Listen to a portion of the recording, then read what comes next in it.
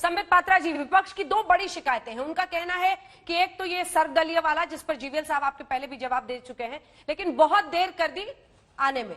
सवाल यह है कि जिस तरह की पारदर्शिता की कमी विपक्ष दिखा रहा है, क्या उसी की वजह से आज पीएम ने ये बैठक बुलाई है ताकि कम से कम ये शिकायत खत्म हो? आप रोज सामने आकर कहते हैं कि डीएस्केलेट करें राहुल गांधी, जो उन्होंने सरकार पर लड़ाई छेड़ दी है।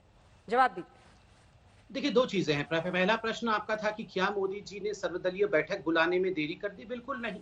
मैं बार बार भी कह चुका हूं, और याद करिए जब डोकलाम का 73 डेज का स्टैंड ऑफ हुआ था, पहले इंडिया किस प्रकार से बिल्कुल जो काउचिंग टाइगर वाला एक पोजीशन रहता है, इंडिया ने वो पोजीशन लिया था। और उस पोजीशन के कारण, अपने संयम के कारण, अपने संकल्प के कारण अंततः 73 डेज के बाद इंडिया को एक बड़ी जीत मिली।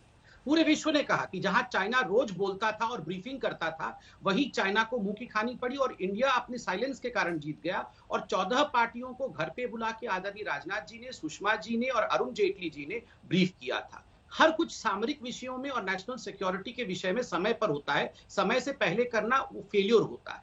आज भी आप देखिए, जिस संयम के साथ और जिस संकल्प के साथ पहली बार मेरे लिविंग मेमोरी में, हो सकता है मैं गलत भी हो सकता हूं, मगर मेरे लिविंग मेमोरी में भारत के किसी प्रधानमंत्री ने बिना शब्दों को काटते हुए, मिन्स करते हुए स्पष्टतः कहा, हमारे संप्रभुता के साथ खिलवाड़ करोगे, हमें उकसाओगे तो कोट अनकोट शक्ति प्रदर्शन होगा। और वो शक्ति प्रदर्शन आप अभी हमारे आसमान पे भी देख रहे हैं। जिस विषय में मुझे सवाल पूछा गया कि क्या हम राजनीतिक पार्टियों को दिखाने के लिए वो शक्ति प्रदर्शन कर रहे हैं, मैं यहाँ पर छाती चौड़ी करके बोल रहा हूँ, हमारे ये विमान राजनीतिक पार्टियों के भी हैं, यहाँ पर सभी पार्टी के लोग बैठे हुए हैं। लेकिन हम हो सकता है अभी तू मैं करेंगे, ये विमान उनके भी हैं, सवाल पर आ रहा हूं, ये उनके भी हैं। इसके बावजूद चाइना को दिखा रहे हैं, अगर हम चाइना को दिखा रहे हैं तो इसके बावजूद हर शाम राजनीतिक पार्टियां सारी की सारी जो ये कहती हैं कि नहीं हम सब तो साथ हैं, एक दूसरे पर बंदूक के ताने क्यों नजर आ रही हैं?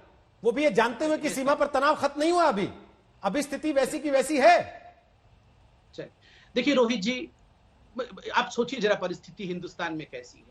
कोरोना चल रहा है, कितने लोग, देखिए राघव भाई भी आ गए हैं, सत्येंद्र जैन जी के लिए मैं प्रार्थना करता हूं, उनकी स्थिति में कुछ बिगड़ाव आया है, हम सब प्रार्थना करते हैं। कितने देश में खराब स्थिति है, चाइना की स्थिति आप देख ही रहे हैं। ऐसे में रोज शाम टीवी ऑन करते ही हम ये 5 लोग नजर आ जाएंगे, वही फिक्स 5-7 लोग हैं। हम आके तू ऐसा नहीं, तुमने नहीं किया, मोदी सोया हुआ था, वो छुपा हुआ है, वो क्यों नहीं बिल से निकला। आप बताइए, ऐसा होना चाहिए? या हम सब पढ़े लिखे लोग, इतने संस्कारवान लोग, आज अभी 5 बजे शुरू हो जाएगी ऑल पार्टी मीटिंग और यहाँ ऑल पार्टी के लोग बैठे हुए हैं एक दूसरे के गले पे खंजर घोंपने के लिए। ये होना चाहिए क्या? हम क्यों चाइना को ये जहाज उड़ा के हम राजनीतिक पार्टियों को क्यों दिखाएंगे? आपको क्या लगता है मोदी जी फोन करेंगे आर्मी के चीफ को और नेवी और एयरपोर्ट के चीफ को, दो जहाज उड़ा देना आकाश पे, क्योंकि कांग्रेस पार्टी नाराज है, वो जहाज देखेगी तो खुश हो जाएगी? हम इतने छोटे सोच के लोग हैं क्या? ये देश इतनी छोटी है क्या? बिल्कुल नहीं है। और मैं हाथ जोड़ के निवेदन करता हूं, ऑल पार्टी मीटिंग होने वाली है, कुछ क्राइटेरिया है उन मीटिंग के, वो क्राइटेरिया भी मैं बता देता हूं किन क्राइटेरिया के आधार पे हो रहा है। फॉर गॉड सेक इस पे राजनीति ना करिए। पहला, एनी नेशनल पॉलिटिकल पार्टी जो रिकॉग्नाइज्ड है, और देश में 8 ऐसी नेशनल पॉलिटिकल पार्टीज हैं जो रिकॉग्नाइज्ड हैं, उनका नाम भी मैं बता देता हूं, BJP, INC Indian national Congress, TMC, BSP, CPIM और सीपीआई, एनसीपी और एनपीपी जो मणिपुर की नेशनल पीपल्स पार्टी है। ये 8 रिकॉग्नाइज्ड पार्टी है और ये हमने रिकॉग्नाइजेशन नहीं दिया है, इलेक्शन कमीशन ने 3 क्राइटेरिया के आधार पर रिकॉग्नाइजेशन दिया है।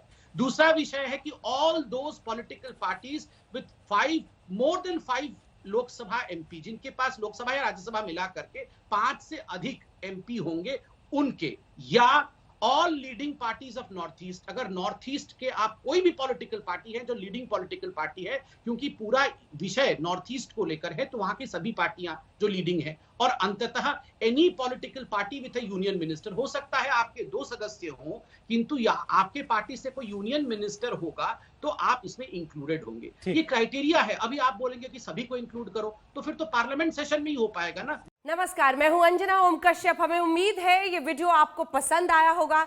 लेटेस्ट खबरों के लिए यूं ही देखते रहिए आज तक, और इस वीडियो के पसंद आने पर लाइक, शेयर एंड सब्सक्राइब करना ना भूलें।